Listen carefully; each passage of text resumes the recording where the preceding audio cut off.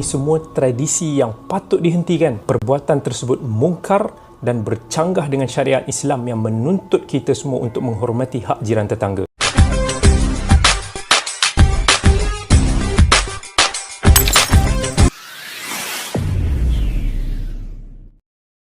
Baru-baru timbul pula budaya seberang.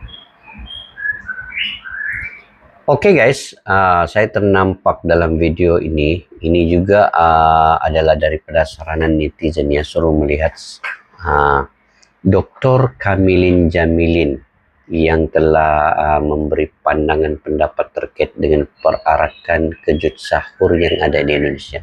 Kita tengok dulu guys, apa yang coba dikatakan oleh Dr. Kamilin ini. Dia ini orang Malaysia ya. Nanti saya akan memberi sedikit tanggapan apa yang dia ingin katakan di sini. Oke, jom.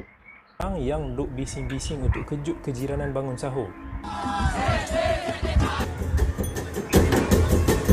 Ini semua tradisi yang patut dihentikan. Perbuatan tersebut mungkar dan bercanggah dengan syariat Islam yang menuntut kita semua untuk menghormati hak jiran tetangga. Tak semua kejiranan yang perlu bangun sahur. Ada yang uzur, ada keluarga yang memiliki anak-anak yang kecil, ada yang bukan Muslim, ada yang nak uruskan waktu bangunnya sendiri, dan ada yang sedang solat malam untuk mencari ketenangan. Waktu tersebut adalah waktu istighfar, bukan waktu memekik, melolong atau memukul gendang. Kalau masjid pun dilarang untuk menggunakan speaker luas selain azan demi menghormati hak-hak tersebut, apatah lagi perbuatan seperti ini yang tiada kena-mengena dengan Islam. Zaman sekarang zaman telefon bimbit, semua orang pandailah nak set alam bangun sendiri.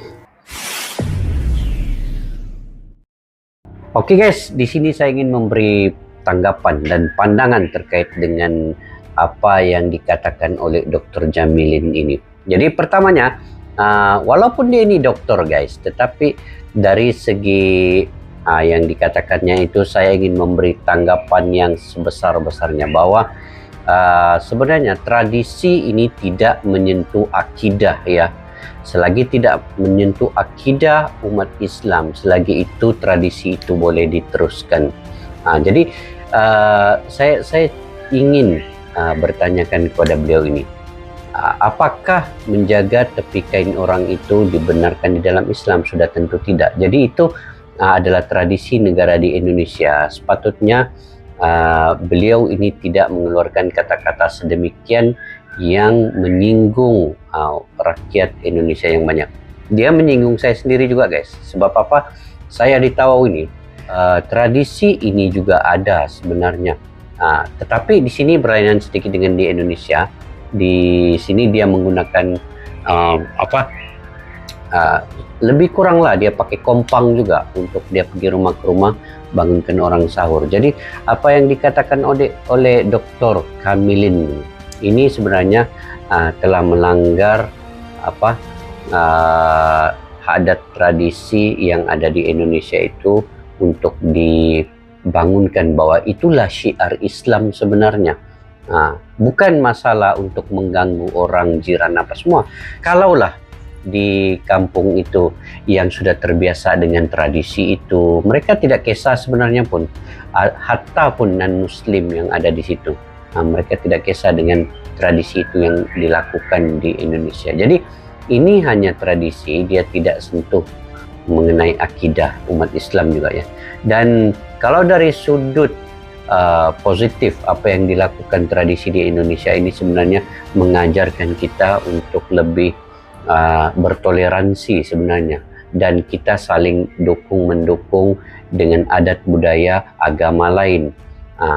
Mereka menghormati agama Islam itu sebagai agama yang bawa inilah syiar yang dibawa oleh agama Islam, dan setiap lantunan kata-kata mereka itu juga dalam membangunkan sahur itu lantunan selawat dan sebagainya. Nah, itu juga merupakan satu kebaikan, dan ialah untuk menerjemahkan bahwa kecintaan mereka kepada Islam itu sedemikian rupa, bukan untuk mengganggu pun, tetapi tradisi itu memang sudah diketahui di Indonesia. Jadi buat apa Dr. Kamilin ini suruh menghentikan tradisi ini?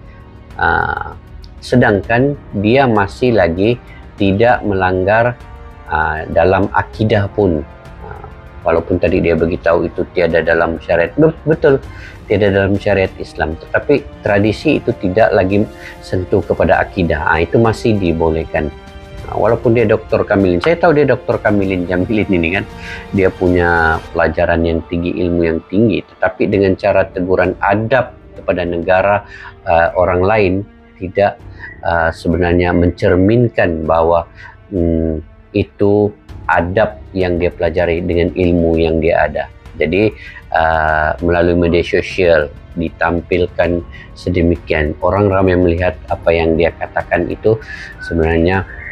Kalau dia sentuh di dalam negara sendiri itu it's okay. Tetapi di Indonesia ini cukup ramai para ulama, cukup ramai para kiai, cukup ramai para ustadz habaib yang tahu dan boleh menasihati di dalam negara itu. Buat apa Dr. Kamilin ini orang Malaysia coba untuk menasihati pula di sana, sedangkan di situ negara yang paling besar orang Islamnya, apa yang dia pandai-pandai mau cakap dihentikan ini tradisi.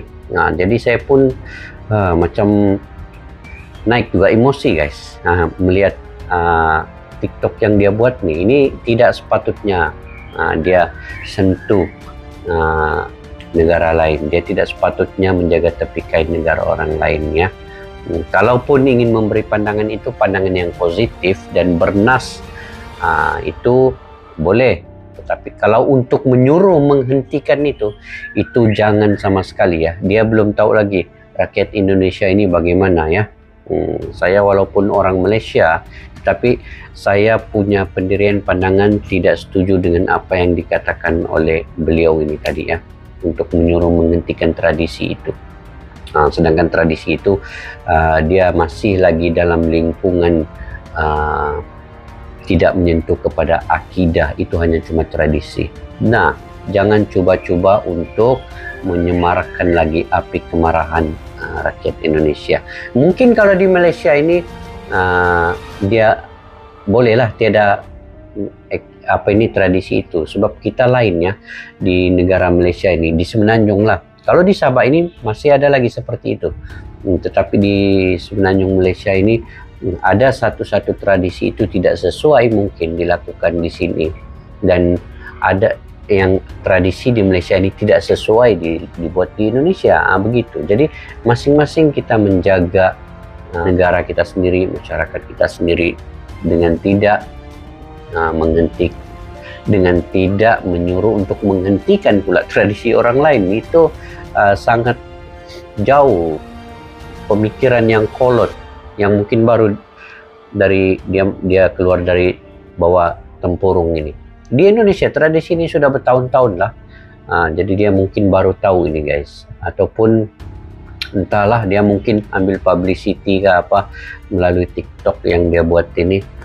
Tiba-tiba dia tidak tahu kan ini di Indonesia ini cukup banyak agamawan yang begitu mengerti, yang begitu terkait dengan habaib, yaitu anak cucu Rasulullah yang punya ilmu pengetahuan yang tinggi pun tidak berkata demikian, apatah lagi dia ini orang Malaysia yang tidak tahu pun apa-apa yang berlaku di Indonesia itu. Jadi sekali lagi saya sangat menanggapi apa yang dikatakan oleh dokter ini guys. Oke, bagaimana pula pandangan kalian terkait dengan perkara ini? Kalian boleh komentar di ruang kolom di bawah untuk info-info yang berkaitan dari kalian juga. Saya tidak benci kepada orang ini, tetapi saya benci kepada sikapnya yang mengatakan demikian guys. Itu saja. Mudah-mudahan kita Malaysia Indonesia ini tetap dalam hubungan persaudaraan yang baik, menjaga adab tata susila kita sebagai orang timur dan menghormati orang lain. Kalau kita ingin hormati, kita hormati orang lain. Kalau orang lain ingin hormati, dia juga perlu menghormati kita. Begitulah kita ini saling ada hubungan kait persaudaraan itu. Oke, sampai kita berjumpa lagi. Assalamualaikum warahmatullahi wabarakatuh. Bye-bye.